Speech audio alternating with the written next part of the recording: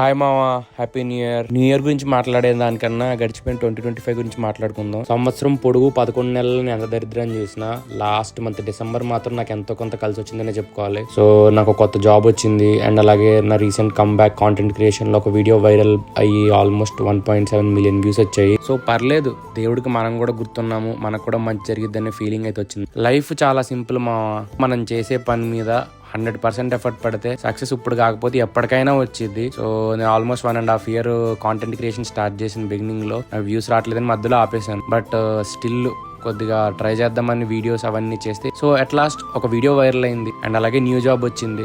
So మనం పెట్టే efforts జెన్యూన్గా ఉండి మనం కంటిన్యూస్గా ట్రై చేస్తూ ఉంటే ఇప్పుడు కాకపోతే లైఫ్లో ఎప్పుడోకప్పుడు ఒక పర్టికులర్ పాయింట్ ఆఫ్ టైంలో పక్కా సక్సెస్ అవుతాము. 2026లో మీ అందరి లైఫ్లో కూడా మంచి సక్సెస్ చూడాలని నేను విష్ చేస్తున్నాను. అండ్ అలాగే మీకు నా కాంటెంట్ నచ్చితే ప్లీజ్ డూ ఫాలో మా